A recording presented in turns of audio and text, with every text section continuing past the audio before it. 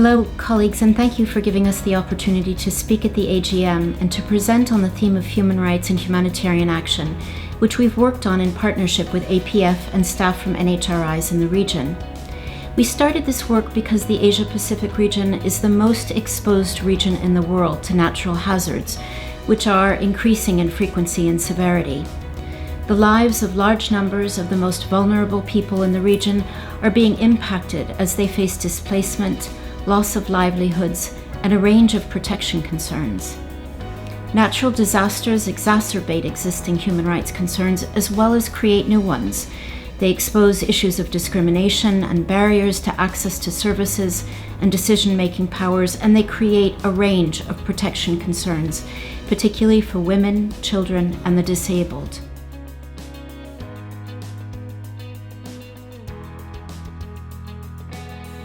In a region where national-led disaster preparedness and response is being increasingly called upon, we feel that NHRIs have a key role to play for a number of reasons.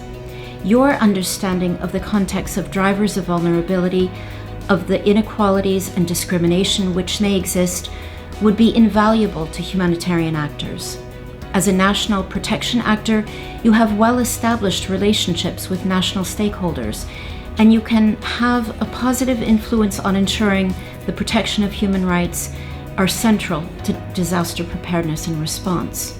Some of your core work on civil and political rights is even more relevant to humanitarian emergencies, as these issues are typically overlooked by humanitarian actors and seen as too sensitive often to address.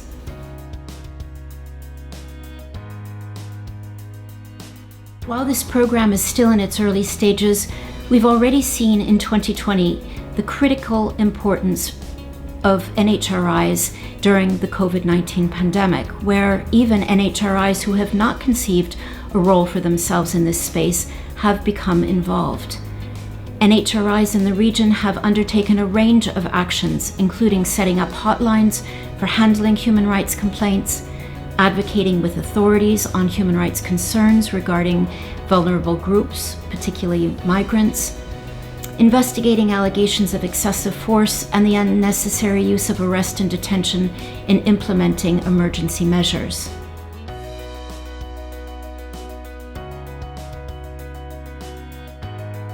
In many contexts, the national disaster management authorities are charged with coordinating the response to COVID-19, and we feel that by establishing stronger linkages with these bodies, NHRIs could influence and ensure that humanitarian considerations are at the center of the response.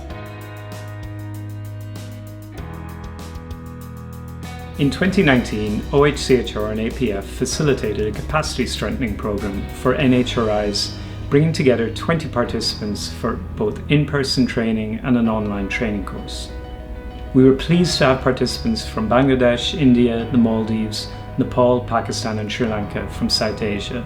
And from Southeast Asia, we had participants from Indonesia, Malaysia, Myanmar, Philippines and Thailand.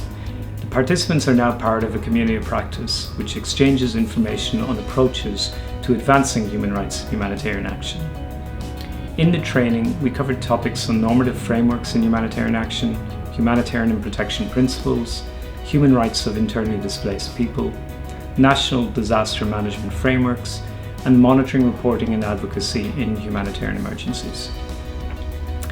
Since the training program, participants have reported that they have a better understanding of the humanitarian action framework and have used the learning in their work, including in monitoring government policies and advising line ministries on human rights of vulnerable people.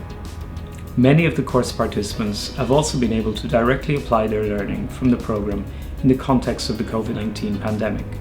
For example, in engaging with health authorities on human rights aspects of the response and in undertaking monitoring and advocacy work.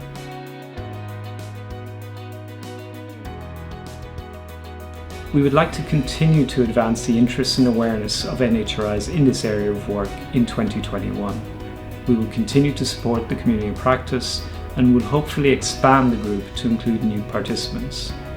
We also have plans to run more technical focused workshops in 2021 on areas such as gender-based violence in emergencies and on housing, land and property rights.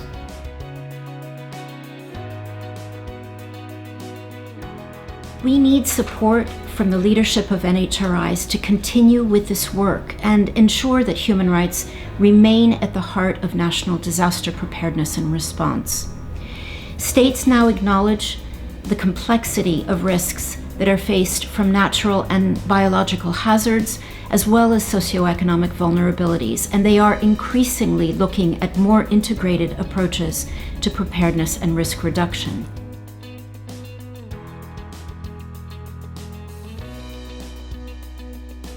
Human rights needs to be at the center of these integrated approaches, and this is where your leadership and vision can play a key role in ensuring that your NHRI is a core actor in any humanitarian response. Thank you very much for your time.